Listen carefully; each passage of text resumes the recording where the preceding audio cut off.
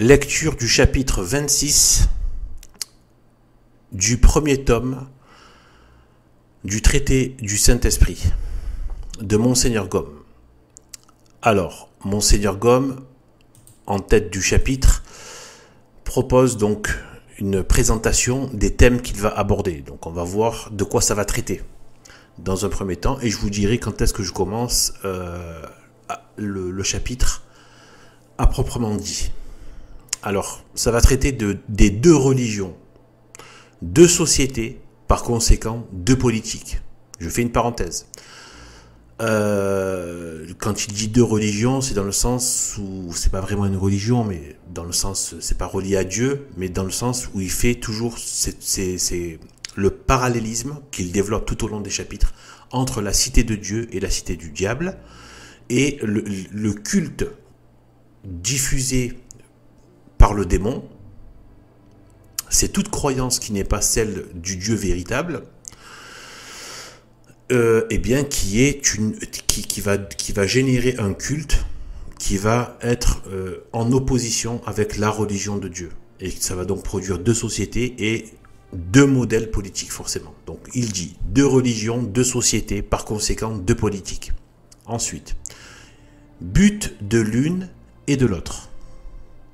Nécessité de le connaître pour comprendre l'histoire. En vertu d'un conseil divin, Jérusalem est la capitale de la cité du bien.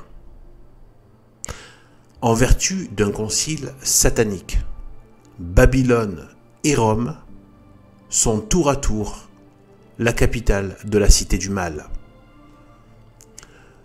Lumineuse doctrine du célèbre cardinal Paulus au concile de Trente.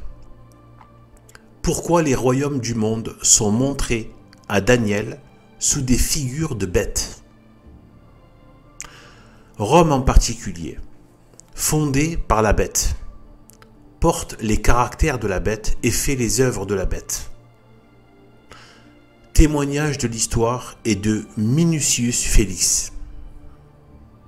Pendant toute l'Antiquité, Satan eut pour unique but de sa politique d'élever Rome, d'en faire sa capitale et une forteresse imprenable au christianisme. Tableau de sa politique et de la politique divine. Passage de saint Augustin. En quel sens Satan a pu dire que tous les royaumes du monde lui appartenaient? Doctrine de saint Augustin, remarque. Donc voilà de quoi va parler ce chapitre 26 du premier tome du traité du Saint-Esprit de Monseigneur Gaume. Alors là, je vais commencer, donc citation, la lecture de ce chapitre.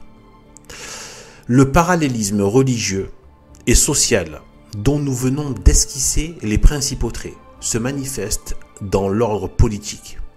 Il ne pouvait en être autrement. La politique est la science du gouvernement.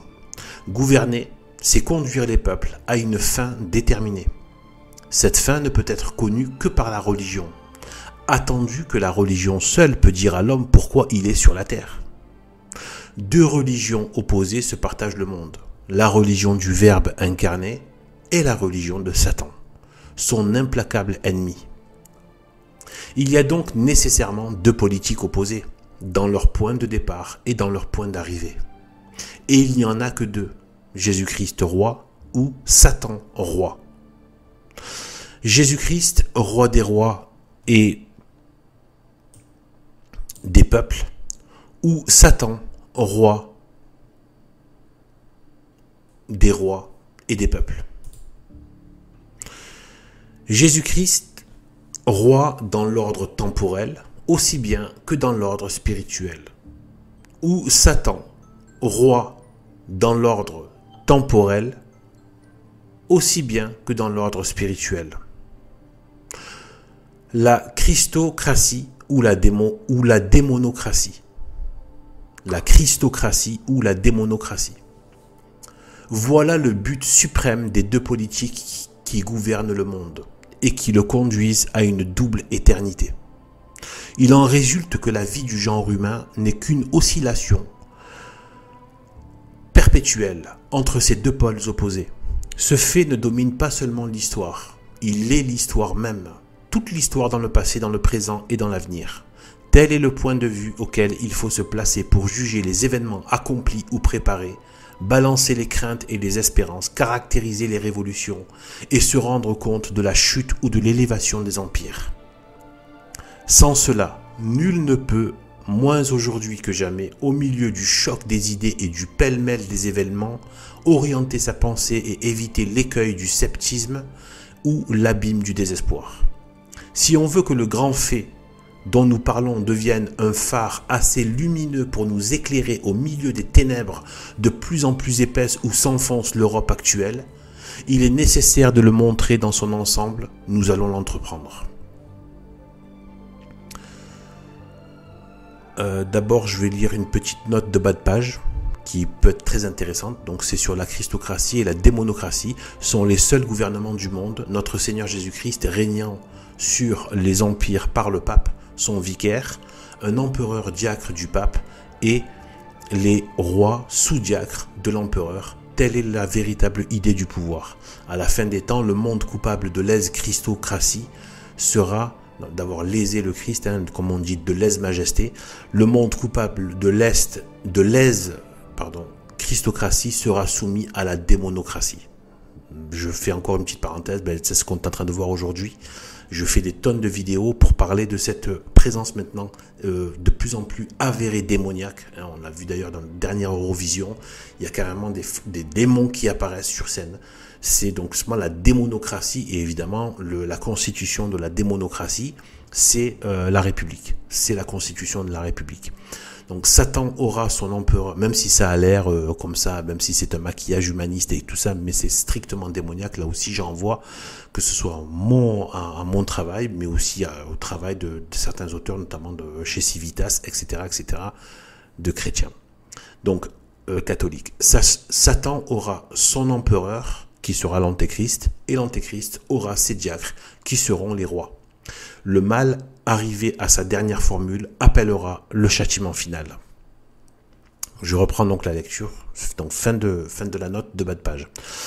Avant l'homme et avant le temps, un conseil divin décrète la fondation de la cité du bien. L'esprit d'amour en sera le roi, l'âme et la vie. Famille d'abord.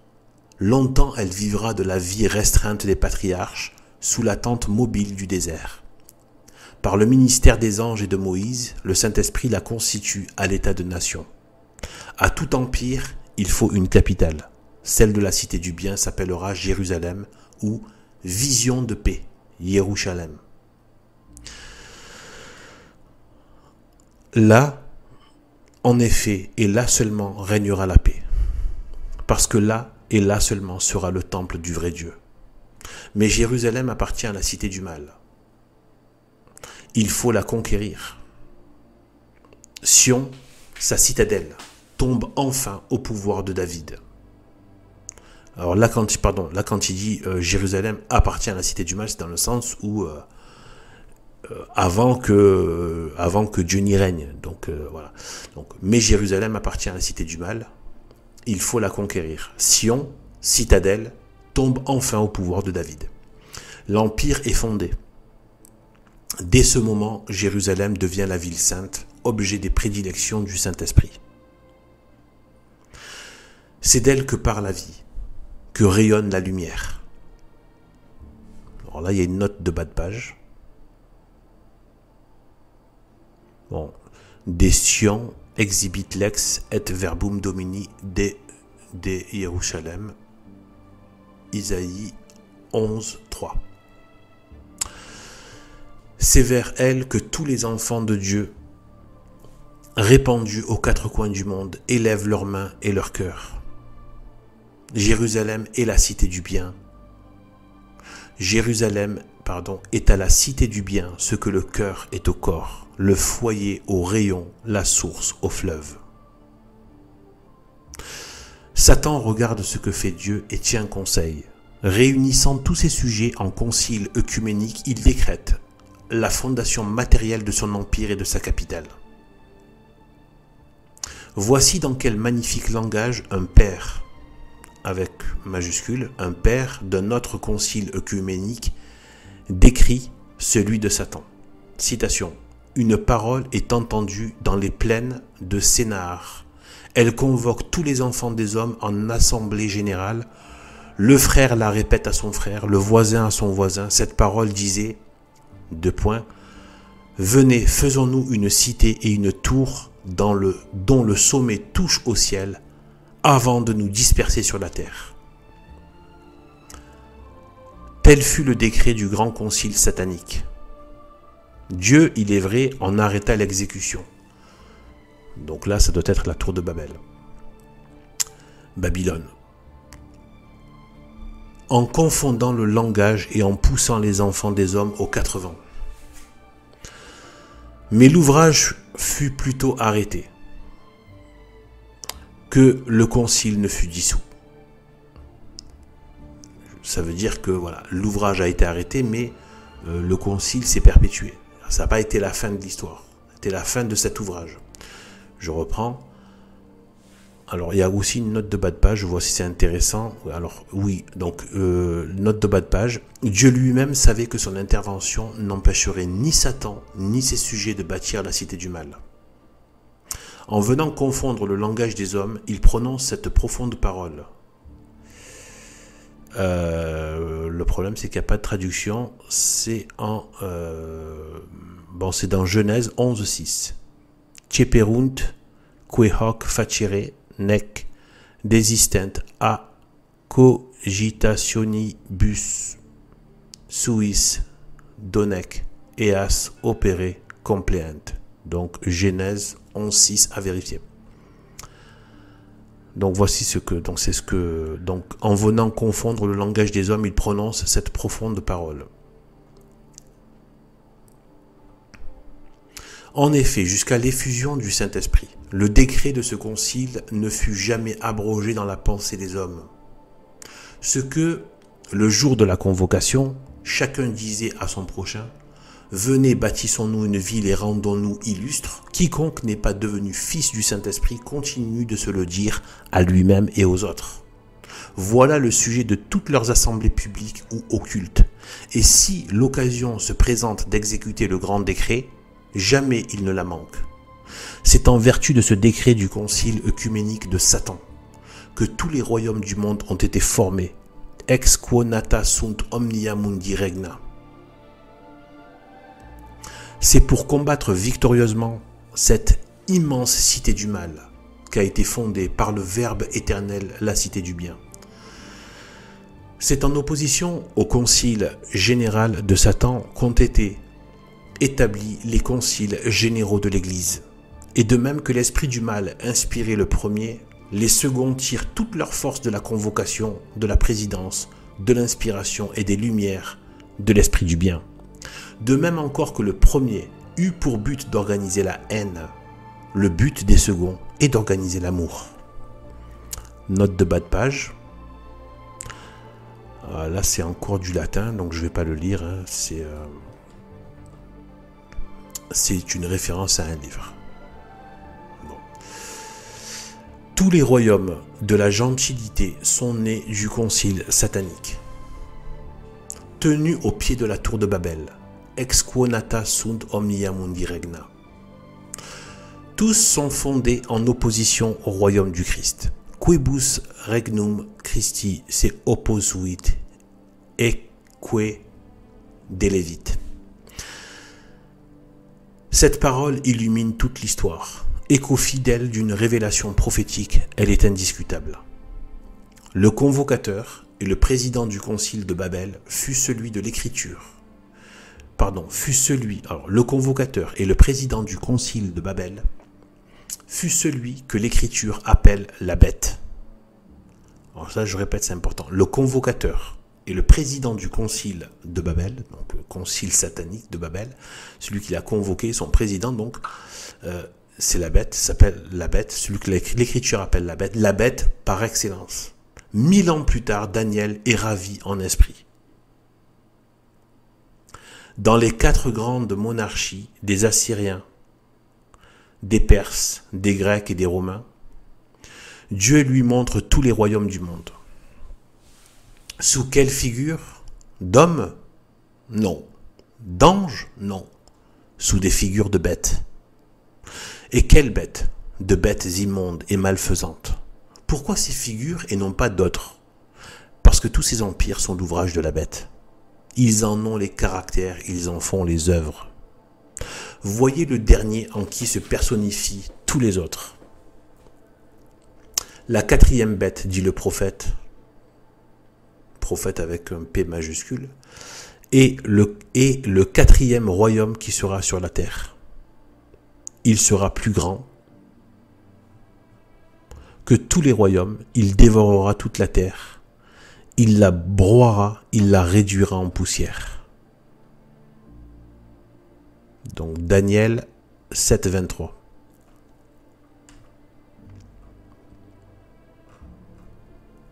Nous l'avons vu, Rome fut fondée par Satan lui-même.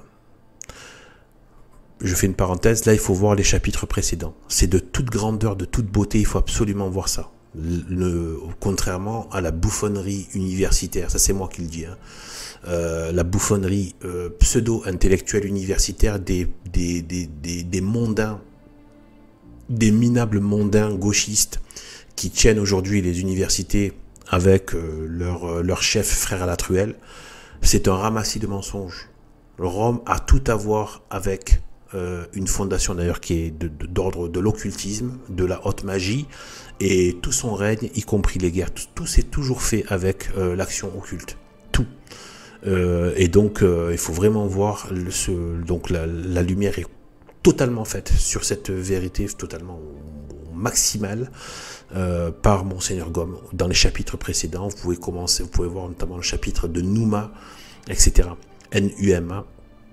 Et vous verrez, c'est assez effroyable, hein, de se dire. Et c'est ça qui a été ressuscité par, si je puis dire, bien sûr, ressuscité, c'est cette cité, cette politique, ce royaume, cet empire, donc cette culture, cette volonté qui a été ressuscitée par la Renaissance, et donc l'esprit du mal et l'esprit de la révolution contre la cité du bien catholique qui était extrêmement lié, donc dans son pouvoir, dans son ancrage temporel avec la France.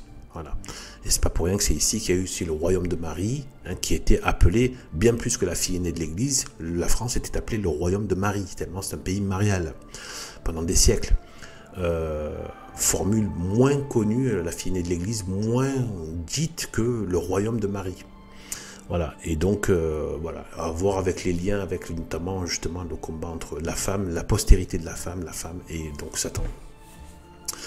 C'est à la lettre... Alors, nous l'avons vu, Rome fut fondée par Satan lui-même. Rome païenne n'a cessé de faire l'œuvre de Satan. C'est à la lettre qu'elle a dévoré, foulé, brisé toute la terre. Elle a ravi aux hommes tous les biens de cité, de famille, de propriété, de religion, non comme tant de conquérants, par hasard et dans un moment de fureur, mais de dessein prémédité, par une suite ininterrompue de pillages et de conquêtes pendant 1200 ans, 1200 ans. Ces institutions portaient la marque de son origine et son droit n'était que la législation de ses crimes. Depuis la Renaissance, Rome païenne n'a été aperçue qu'à travers les fictions des poètes. Donc la Renaissance, ce qu'on nous a transmis à nous, depuis les modernes, depuis même si on n'est pas des modernistes, mais qui sommes nés dans les temps modernes, on nous a transmis cette vision-là. Donc, pardon, j'ai fait encore une parenthèse, mais il faut de temps en temps faire des petits commentaires.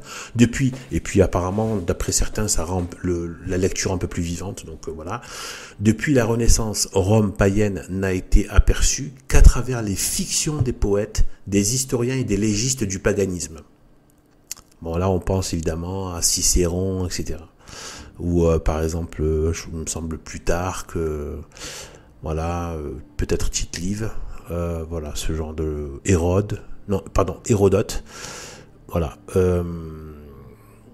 et Pindare, ou des choses comme ça. Bref, pour la Grèce, etc. Donc, quand la grande bête, je reprends, quand la grande bête était encore vivante et que la civilisation, par rapport au... Oui, il y a parmi les poètes, voilà, il y avait... comment il s'appelle, je sais plus si c'est Virgile, enfin voilà, il y en avait quelques-uns quelques grands noms comme ça. Alors je reprends.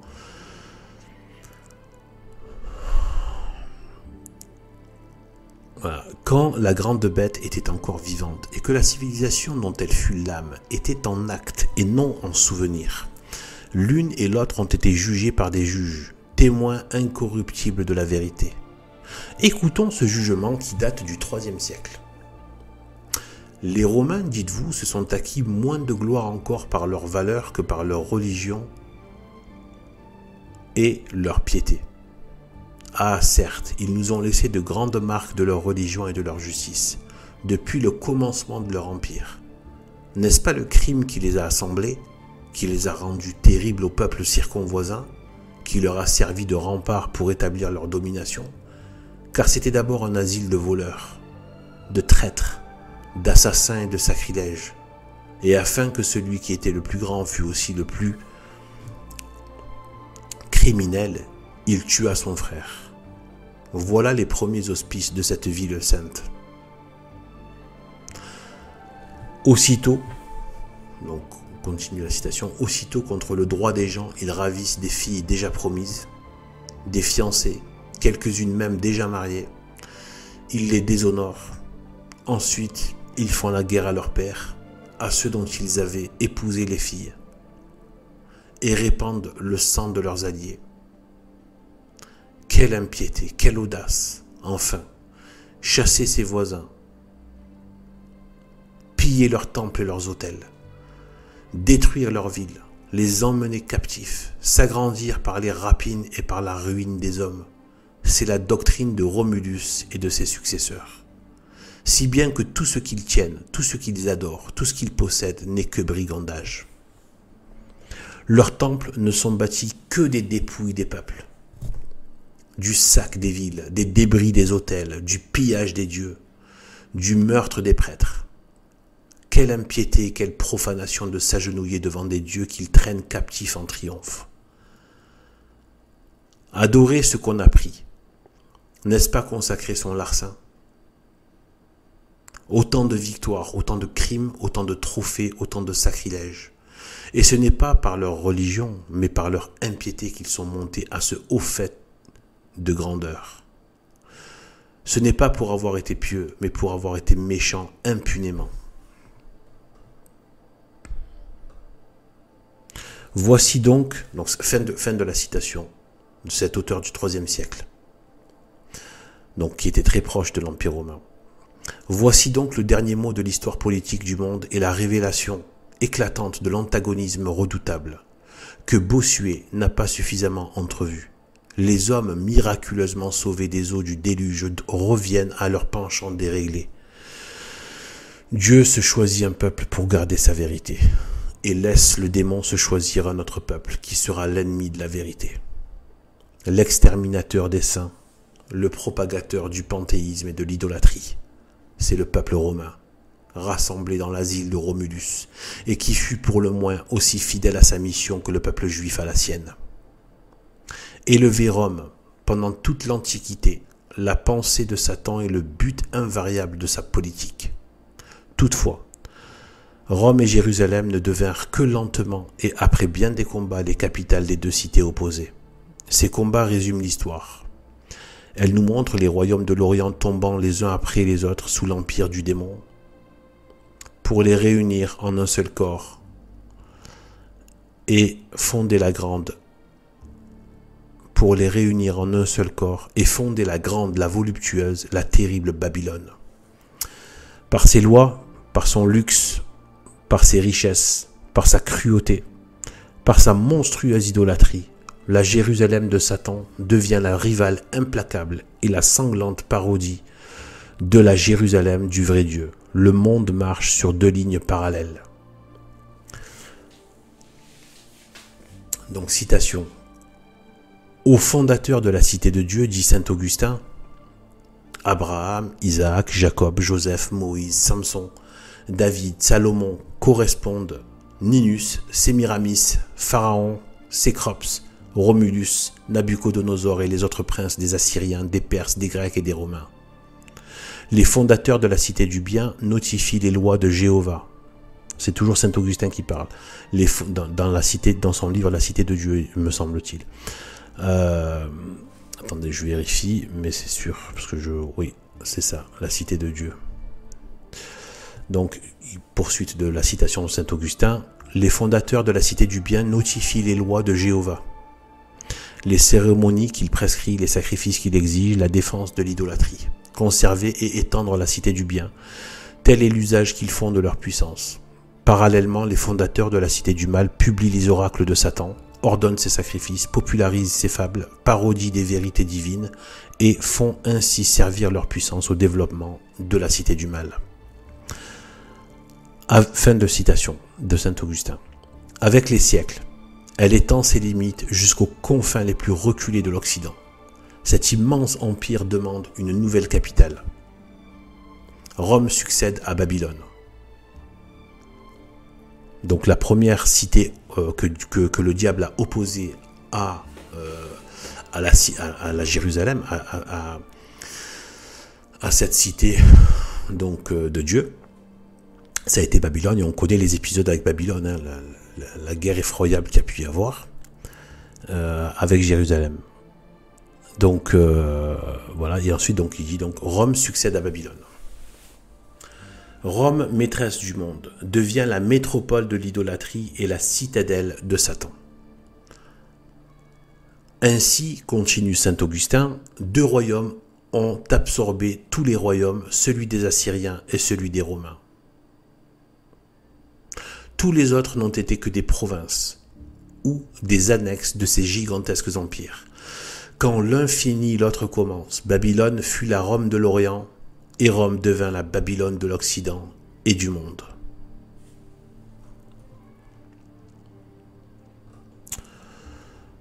C'est un livre qui mérite d'être lu à mon avis. Je ne l'ai pas encore lu, ça me donne vraiment envie de le lire. Donc La Cité de Dieu de saint Augustin. Jérusalem, Babylone et Rome. Ces trois noms résument, donc Jérusalem, Babylone et Rome. Ces trois noms résument toute l'histoire des deux cités dans le monde ancien, préambule obligé de leur histoire dans le monde moderne. Victorieuse de toutes les nations, Rome arrive à l'apogée de la puissance. Satan élève son orgueil jusqu'aux nues. C'est alors qu'il rencontre, sans le connaître, le Verbe incarné, descendu du ciel pour renverser son empire. Par un de ses prestiges, dont le secret lui est familier, il le transporte au sommet d'une montagne.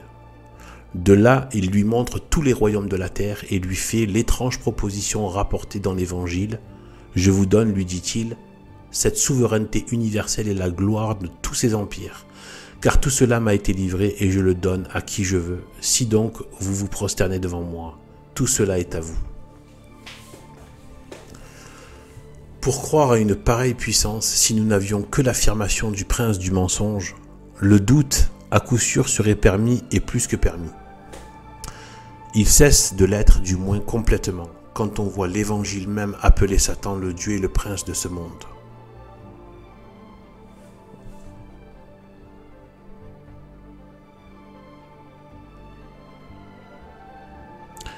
Donc, il fait une référence à 2 Corinthiens 4, si je ne m'abuse. Voilà, si je lis bien le romain. De son côté, l'histoire, étudiée autrement qu'à la surface, nous a montré, dans l'orgueilleuse parole du tentateur, un fond de vérité bien autrement considérable qu'on ne pense. Sous ces deux grands aspects, l'aspect religieux et l'aspect social, l'humanité s'est présentée à notre étude. Nous avons vu que dans l'Antiquité païenne, Satan était vraiment le dieu du monde. Omnes dii gentium demonia. Tous les cultes, un seul excepté, venaient de lui et retournaient à lui. Sa royauté n'était pas moins réelle que sa divinité. Inspirateur permanent des oracles. Excusez-moi, là je fais encore une parenthèse. Quand il dit sa divinité, c'est dans le sens de faux Dieu. Hein. C'est pas dans le sens où il ne lui reconnaît pas Satan la divinité. C'est vrai que ça peut être choquant. Moi, ça me dérange de lire ça, mais je sais très bien ce qu'il veut dire. Donc sa royauté n'était pas réelle, n'était pas moins réelle que sa divinité, dans le sens où il se faisait passer justement pour des dieux. Tous ces démons sous des figures d'idoles. Donc dans l'idolâtrie, en fait, c'était l'idolâtrie des démons et qu'ils appelaient des dieux. donc, et qui étaient reconnus donc comme des divinités. Donc, inspirateurs permanents des oracles, par eux, ils dominaient les actes de la vie sociale. Tous les royaumes de l'ancien monde, avec leur puissance colossale et leur richesse fabuleuse, ces républiques de la Grèce et de l'Italie, qu'une éducation menteuse fait admirer aux jeunes chrétiens.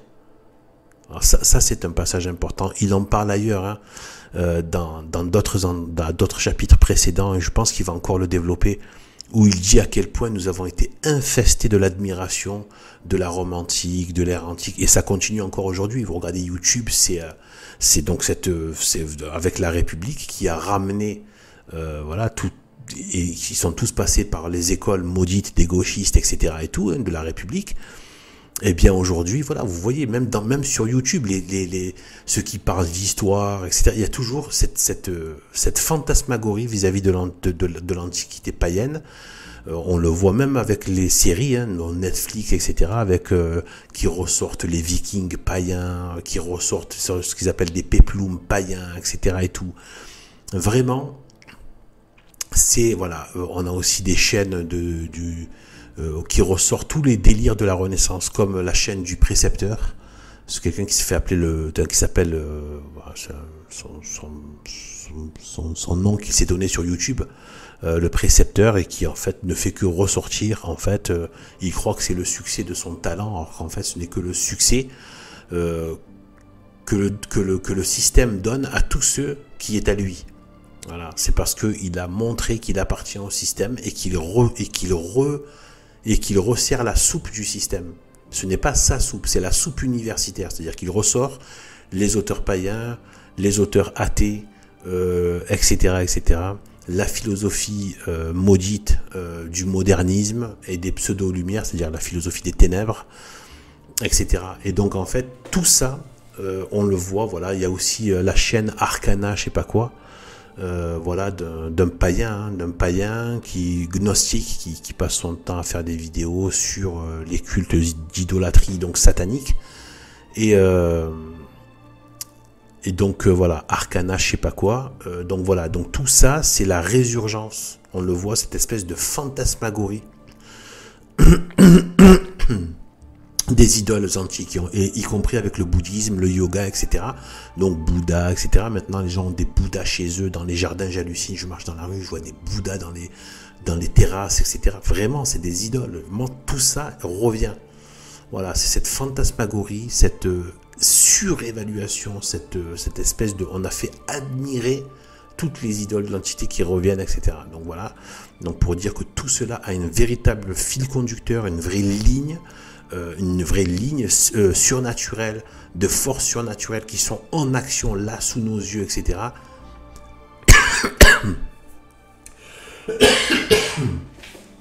Pardon, excusez-moi, je bois un petit peu d'eau peut-être.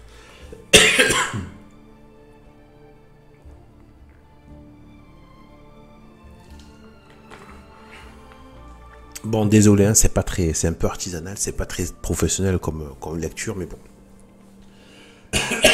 Je fais ce que je peux pour que ce soit le plus nickel, mais bon, après voilà, ça reste un petit peu artisanal aussi. J'espère que ça fait son charme. Après, si ça le fait pas, je suis désolé. Bon, passez outre pour capter vraiment la substantifique moelle de ce texte magnifique, de cette étude magnifique, merveilleuse. Pour moi, c'est presque de là. C'est je veux pas faire des abus de mots, mais pour ne pas le glorifier outre mesure, mais Monseigneur Gom est, je pense, voilà, là je pense que je peux l'appeler une sentinelle pour nous, vraiment, parce qu'il est proche de notre époque, hein, il fait partie des temps modernes, donc il me semble qu'il est du 19e siècle, il est à nos portes, il n'était pas loin, il a vu le désastre se mettre en place, donc il a lui cette immense, cette pénétration des choses hallucinantes, et qui nous donne vraiment la lecture de où on en est aussi, en nous éclairant sur le passé, le développement, comment on est arrivé là, et ce qui est à l'œuvre. Et puis on arrive à voir qu'on arrive justement au temps de la fin, on arrive dans les temps de l'apocalypse, donc c'est tout à fait normal ce qui se passe, cette défection généralisée, l'augmentation des forces maudites, la putréfaction de, de l'institution catholique, etc. L'institution, pas l'église, hein. L'institution, la partie terrestre, on va dire, de l'église catholique. Et donc, voilà. Et ce qui n'invalide pas, bien au contraire, le catholicisme. Il faut juste rester donc catholique, c'est des vacantistes, forcément. Voilà. Mais n'oubliez pas une chose, c'est une phrase que j'ai entendue, qui a été rapportée, mais lui-même cite la Bible, l'Ancien Testament. Donc c'est l'abbé Jacquemin dans un de ses sermons que j'écoute. L'abbé Jacquemin qui disait que voilà, il a fait une référence, j'ai pas du coup là la référence parce que je suis pas allé regarder, mais qui dit donc dans l'Ancien Testament, quand Dieu est en colère contre les prêtres, donc les mauvais juifs, chefs, voilà, qui ne font pas la volonté de Dieu, qui font mal les choses, qui ne font pas ce que Dieu veut qu'ils fassent. Alors il dit que voilà, que si, en gros, je n'ai pas la phrase exacte, mais que si, donc il y avait déjà cette idée de berger, donc si les prêtres ne font pas paître le troupeau, il a dit je paîtrai moi-même mon troupeau. Moi je pense qu'il y a quelque chose de similaire aujourd'hui, même si on a encore des évêques valides, donc on a encore des bergers de la lignée de Saint-Pierre, catholique traditionnel. Mais certes, le troupeau est dispersé, voilà, l'institution a été frappée à sa tête, donc le troupeau est dispersé, mais il reste encore des bergers avec des micro communautés, des micro réseaux, etc. Et par contre, Dieu intervient beaucoup plus aussi, forcément. Donc c'est ce qu'il disait, hein, l'abbé Jacquemin. Donc forcément sur les âmes qui veulent, les âmes de bonne volonté. Donc qui n'ont pas accès forcément à un berger, etc. Ça peut être moi qui vous parle, pourquoi je me maintiens, j'arrive à me maintenir aussi, enfin il y a aussi maintenir malgré une absence d'église à proximité, avec un prêtre à proximité, même si j'en ai un par téléphone, etc. bien sûr, donc j'en ai un. Mais c'est ça qu'il faut absolument être suivi par un prêtre. Il faut avoir un prêtre, hein, tout simplement. Et la plupart, même des CD vacantistes, proposent une aide. Ils sont très, très disponibles. Hein. Donc il faut vraiment se prendre un prêtre pour être accompagné. On a besoin d'un berger. Et donc voilà. Mais le fait qu'on arrive quand même, alors que c'est pas non plus une présence, voilà, même s'il n'y a pas la proximité physique, etc. Bien Dieu aussi comble la mesure. Voilà, forcément. Donc voilà, il a dit donc quand les prêtres font défaut, je paîtrai moi-même mon troupeau. Donc Dieu peut directement, voilà, sans passer, voilà, quand il y a trop de défauts de prêtres. Donc voilà, mais il faut rester catholique, absolument catholique, intégralement catholique, radicalement catholique, malgré toutes les séductions, les attaques, les calomnies, les crachats, les désaveux, etc. du monde et des imposteurs qui occupent l'institution. Donc je poursuis. Alors je reprends un peu plus haut. Nous avons vu que dans l'Antiquité païenne, Satan était vraiment le dieu du monde. Ah non, pardon, je reprends, là c'était trop haut.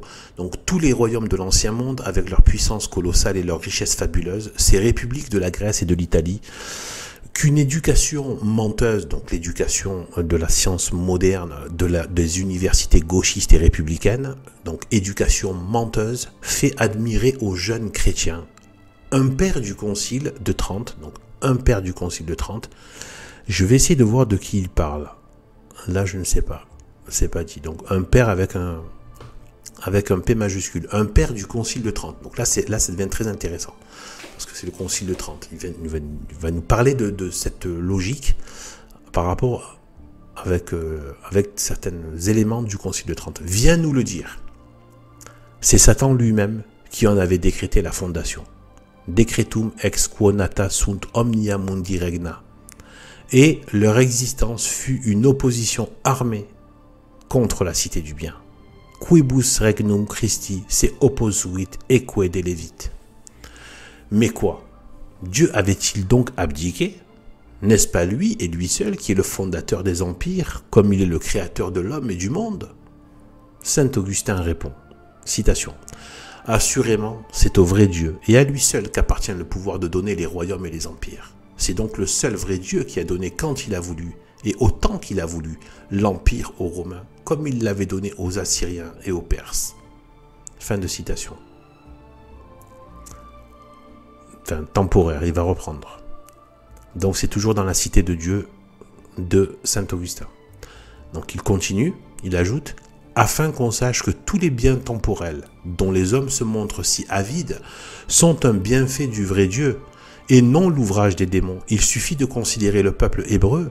Sans invoquer la déesse Lucina, les femmes juives mettaient heureusement au monde de nombreux enfants. Ceux-ci prenaient le sein sans la déesse Rumina. Ils dormaient dans leur berceau sans la déesse Cunina. Ils buvaient et mangeaient sans les déesses Educa et Patina. Ils croissaient sans adorer aucun des dieux des enfants. Les ménages étaient féconds sans le culte de Priape, sans invoquer Neptune. La mer s'ouvrit devant eux et engloutit leurs ennemis. Pardon. Quand la manne leur tomba du ciel, ils ne consacrèrent point de statue à la déesse Mania. Et quand le rocher les désaltéra, ils n'adorèrent ni les nymphes ni les lymphes.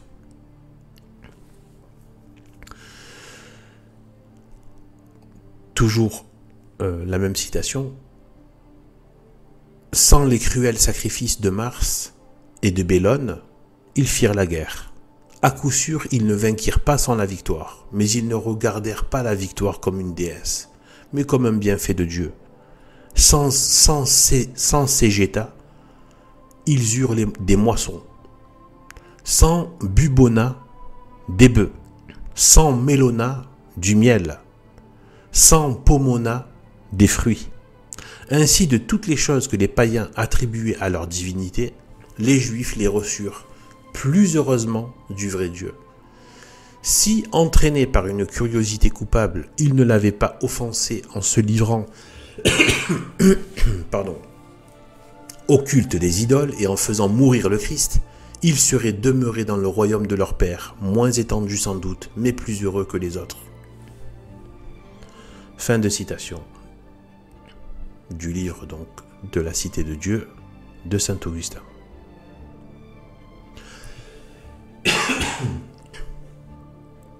Toutefois, l'illustre docteur appelle Caïn le premier fondateur de la Cité du Mal, et Romulus, le premier fondateur de Rome, sa future capitale.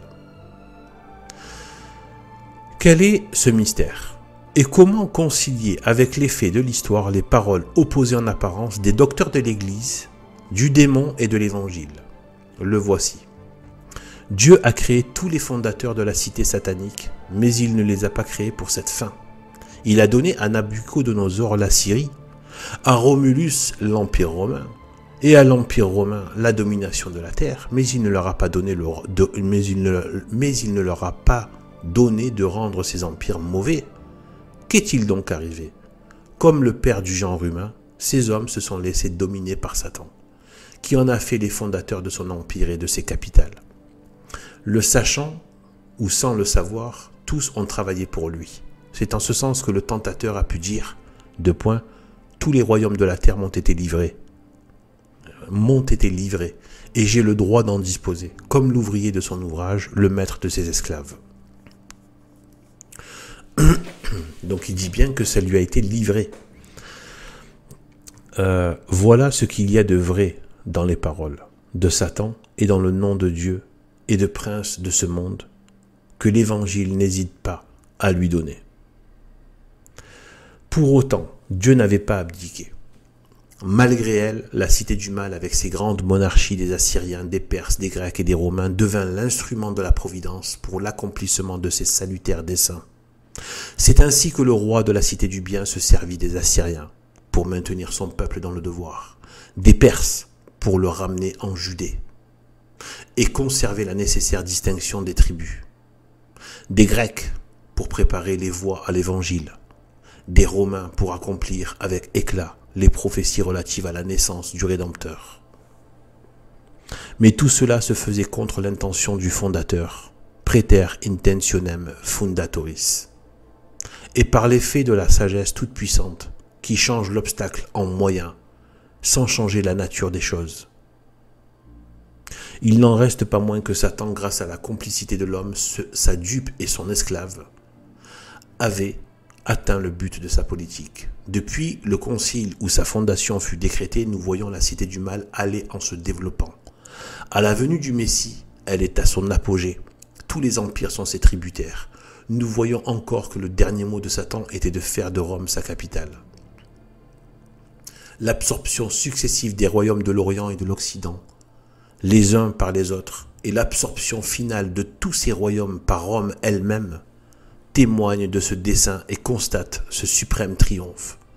Ce n'est donc pas, comme on l'a dit, pour mêler les peuples et les préparer à la diffusion de l'Évangile, que Satan les agglomère sous la main de Rome. En formant son gigantesque empire, il voulait dominer seul sur le monde, anéantir la cité du bien, ou du moins opposer à son développement un obstacle invincible. Dieu lui a laissé faire l'empire romain pour rendre humainement impossible l'établissement de l'Église. Afin de conquérir la foi du genre humain, il fallait que la jeune cité, aux prises dès son berceau avec toutes les forces de l'enfer, élevée à leur plus haute puissance, grandit contre toute vraisemblance et devint, aux yeux de l'univers entier, le miracle vivant d'une sagesse qui se jouait du fort armé et qui triomphait par ce qui devaient amener sa ruine, la mort et les supplices. Là j'interviens pendant la lecture. Vous savez ce passage, on sent qu'ils sont tous malades de ça. Vous prenez des gauchistes, vous prenez les musulmans, vous prenez les francs-maçons, vous prenez les pseudo-philosophes, donc des Lumières, mais qui sont les philosophes des ténèbres, les Nietzsche, les Voltaire, ils sont tous malades. Tous les modernes en général sont malades de ça. Ils n'arrivent pas à expliquer ce retournement divinement spectaculaire de cette toute-puissance de Rome sur le plan matériel, de cet empire qui était indéfaisable, où tout le monde croulait sous sa puissance, etc., devenir, et qui a supplicié, qui a en apparence vaincu le christianisme comme si c'était rien du tout. Et même l'auteur du christianisme, qui est Dieu, incarné, l'homme qui a professé la vérité, parce qu'il est la vérité, même si on peut professer la vérité sans être la vérité, mais dans le sens où lui, il a fait le premier, eh bien, devenir le berceau, devenir la capitale du christianisme. Personne n'arrive à faire les liens. Vous sentez qu'ils perdent pied. Ils ont beau essayer de tout retourner les choses dans tous les sens. Oui, le christianisme s'est développé sur les décombres de l'Empire. Ils vous racontent ces bêtises. Ils essaient de justifier comme si l'Empire était en déclin. C'est pas vrai, il était dans sa toute force. Il était extrêmement fort. Extrêmement puissant. C'est un mensonge. Ils sont obligés de faire appel au mensonge et à la calomnie, comme d'habitude, pour sortir, parce qu'ils n'ont pas la vérité avec eux. Ils n'arrivent pas à l'expliquer. Les historiens n'arrivent pas à expliquer. C'est comme par rapport à Jeanne d'Arc, pourquoi les Anglais sont partis. Il n'y a pas d'explication matérielle. Essayez de marcher pendant 10 km sur les terres. Et vous n'avez fait qu'une ligne. C'est pas toute la surface, juste une ligne de cette surface. Vous allez voir ce que ça fait 10 km dans les jambes. Là, ce sont des centaines et des centaines de kilomètres conquis par les Anglais. Sur des surfaces entières. C'est-à-dire la quasi-totalité de la France presque était prise. Sous leur contrôle, ils dominaient. Et ils sont partis. Sans qu'il y ait d'explication logique, matérielle, politique, réellement à cela. Ils sont partis. Depuis quand une armée qui a fait tous ces efforts pour prendre le contrôle d'un pays s'en va, on ne sait pas pourquoi. Alors qu'ils n'avaient aucune... Voilà. Vous voyez? Donc, là, tous les matérialistes perdent pied. Ils ont le sol qui leur manque sous le pied. Ils ne peuvent plus, en fait. Et c'est pour ça qu'ils ragent. Et ils maudissent, en fait, en vérité. Quand on voit Nietzsche, cette espèce de débile mental, quand je pense que j'ai pu lui, il va falloir que je fasse des vidéos où je parle, je pense de la manière la plus simple, à cœur ouvert, sans forcément préparer. Parce que ce cafard, il m'a perdu pendant longtemps, et il en a perdu beaucoup, il en perd encore beaucoup aujourd'hui. Grâce à Dieu, surtout Sainte Marie, hein, qui m'a rattrapé. Alors je croulais vers l'enfer, hein, je m'écroulais vers l'enfer. Et donc, les ténèbres, Satan et les démons. Et donc, en fait, eh bien, Nietzsche, maintenant, je vois le minable que c'est, en fait. En fait, ce n'est qu'un vulgaire gauchiste. En fait, le problème, c'est que c'est un gauchiste, un minable gauchiste, parce qu'on peut avoir une âme complètement minable, mais avoir un haut QI. Donc, il a un haut QI, c'est évident, il a une très grosse capacité intellectuelle, mais on peut être un gros minable à haut QI. Le QI, c'est un aspect technique, naturel, une capacité naturelle. Mais on peut être une âme complètement tordue, pourrie et dévoyée avec un haut QI. Même Voltaire avait un haut QI. Mais tu peux être, et forcément, vu que tu n'as... Et quand cette intelligence, ce QI, est tourné vers lui-même, et donc forcément, en dernière instance, tout ce qui se tourne vers soi-même, comme Adam et Ève qui ont voulu se glorifier eux-mêmes, devenir comme des dieux, finissent par devenir les esclaves de Satan. C'est là toute la supercherie de Satan. En leur faisant croire qu'ils vont devenir, comme avec l'humanisme républicain, eux-mêmes, la démocratie, etc., les maîtres de leur vie, il devient lui leur maître.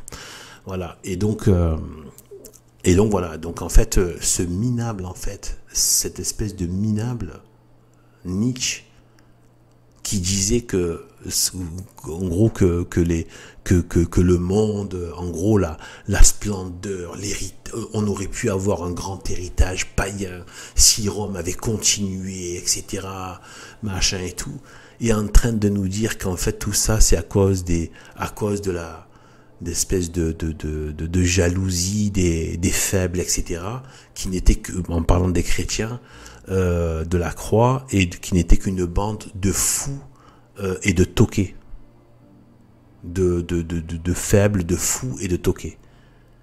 Et même quand ils disent ça, même quand ce crasseux a dit ça, et dit ça finalement, parce que c'est dans ses livres, en fait il dit quoi? Il dit que si vous étiez si extraordinaire, si dans votre grande puissance, ou je ne sais quoi, vous vous faites avoir, vous faites prendre un empire entier, quand on sait la mafia que c'est. Prenez juste une petite mafia locale, alors imaginez une mafia au niveau impérial. Et une simple bande de fous, de simples, de faibles, de toqués vous prennent votre empire. Même là, ça ne tient pas. Même quand il se moque, ça ne tient pas. Parce que ce n'est pas humain. Il n'y a plus rien, ni la moquerie, ni la logique, ni la raison naturelle. Rien de matériel, de naturel, ou alors de filouterie, de malice intellectuelle ne peut expliquer cela. Rien. Vous ne pouvez que constater que c'est un miracle splendide, que c'est de l'œuvre de la Providence, c'est une force surnaturelle qui a fait cela. Voilà. Je reprends. En fait, non, je reprends pas, puisque c'est la fin de. En tout cas, il le découpe comme ça. Donc, c'est la fin de la première partie du chapitre 20. Ah non, en fait, non, c'est la fin du chapitre 26. Donc, c'est bien la fin du chapitre 26. Donc, voilà. Donc, en fait, j'ai terminé par ce commentaire. J'avais pas vu que c'était. Voilà, la fin du chapitre 26. Donc voilà, donc là on a lu le chapitre 26, le prochain c'est le 27. Voilà. Et bien sur ce, gloire et honneur à Jésus-Christ. Amour pour l'enfant Jésus, le petit bébé Jésus, tout beau, tout mignon, le plus beau des enfants, et à sa très sainte mère Marie, qui a eu à la fois le plus grand bonheur de mère, mais aussi la plus grande souffrance de mère. On sait pourquoi. Voilà, et bien que Dieu nous bénisse, et à bientôt.